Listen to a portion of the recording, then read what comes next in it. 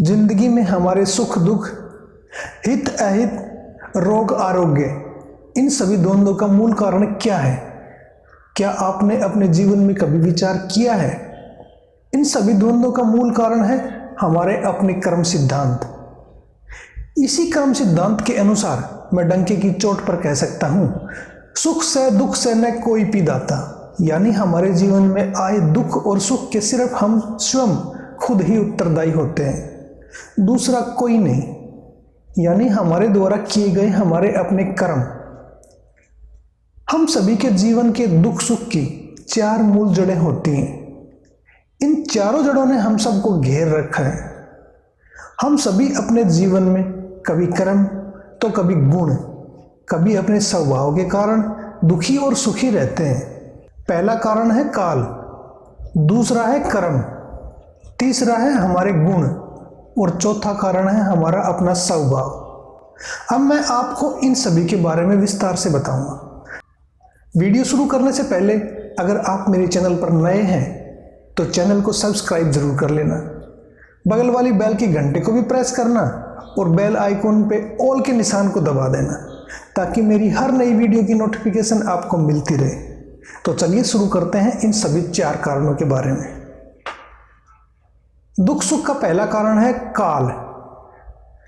इन सब में सबसे बड़ा कारण है काल यानी समय। काल का प्रभाव हमारे जीवन में इतना होता है कि हम कभी कभी अपने स्वार्थ के लिए इतने कुकर्मी बन जाते हैं कि बताना मुश्किल है। सरलता से अगर मैं आपको समझाना चाहूं तो ये है जैसे सर्दी के दिनों में ठंड का लगना, गर्मी के मौसम में गर्मी का लगना, बरसात में नमी, ये सब काल पर आधारित है। सब सम्यक रहे तो जीवन में सुख है और असम्यक रहे तो दुख। लेकिन निराश होने की जरूरत नहीं है। श्रीमद् भगवत गीता में बताया गया है कि इस संसार में केवल एक ही चीज निश्चित है और वो है मृत्यु यानी काल। इस काल के चक्कर से आज तक कोई बच नहीं पाया है। दूसरा कारण है हमारे कर्म। काल तो किसी के अधीन नहीं है। हम गर्मी के दिनों को वर्षा के दिनों में नहीं बदल सकते, लेकिन हमारे कर्मों से जो सुख दुख आते हैं वे तो हमारे हाथ में ही होते हैं। हम अपने जीवन में सत्संग और संवाद करके एक विवेक को जागृत कर सकते हैं। कैसे कर्म करें, कैसे ना करें, प्रत्येक कर्म के लिए हमें सावधान रहना चाहिए। और सावधानी आएगी हमारे विवेक से कि दूध क्या है, पानी क्या है, सुख दुख क्या है। इन सब को हम अपने विवेक से ही जान पाएंगे, क्योंकि कर्म की गति हमेशा गहन होती है। तीसरा कारण है हमारे अपने गुण। संस्कृत भाषा में गुण का अर्थ होता है डोरी। डोरी का सर्जन क्यों हुआ? कभी कुछ बांधना हो तो हमें डोरी की जरूरत पड़ती है। ये जगत गुणमयी है, हम निर्गुण नहीं हो पाएंगे। गुण भी हमारे दुख सुख का कारण होता है।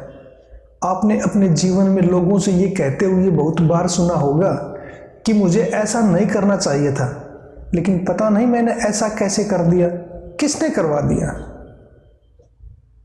चौथा कारण है हमारा अपना स्वभाव। मुझे लगता है हमारे जीवन में आए सुख दुख का सबसे बड़ा कारण हमारा स्वभाव है।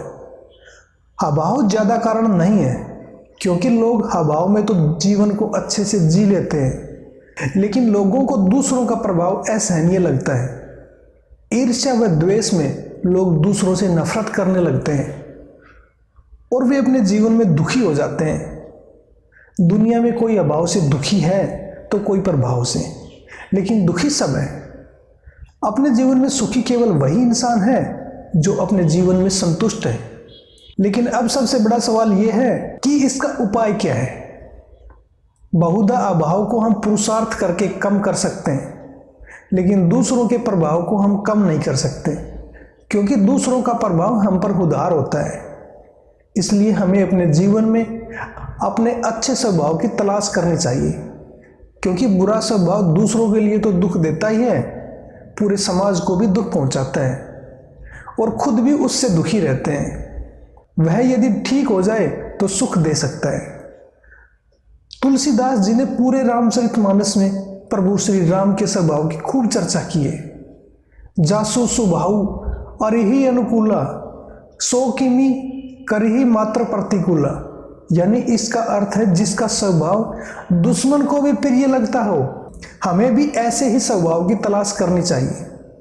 प्रकृति और पुरुष, यानी प्रकृति का अर्थ है ये जगत और पुरुष का अर्थ है परमात्मा। ना ही परमात्मा हमारा बैरी है और ना ही हमारी प्रकृति। राम का स्वभाव तो दुश्मनों को भी प्रिय था। उनके दुश्मनों का कथन था कि ये तो हमारे मित्र हैं, हमारा हित करने वाले हैं। श्री राम जी के अनुकूल ही अगर हम हमारा स्वभाव बना लें तो कर्म के हिसाब से आया दुख, पीड़ा, रोग, विपत्ति को झेलने के लिए हमें बड़ी ताकत मिलेगी। जीवन में उजाला ही जरूरी नहीं होता, कभी कभी जीवन में अंधेरा भी जरूरी होता है। वीडियो कैसी लगी कमेंट कर अपने विचार जरूर बताएं। वीडियो अच्छी लगी हो तो वीडियो को लाइक और अपने दोस्तों में शेयर करना मत भूलिएगा। वीडियो को अंत तक देखने के लिए आपका दिल से धन्यवाद। जय हिंद।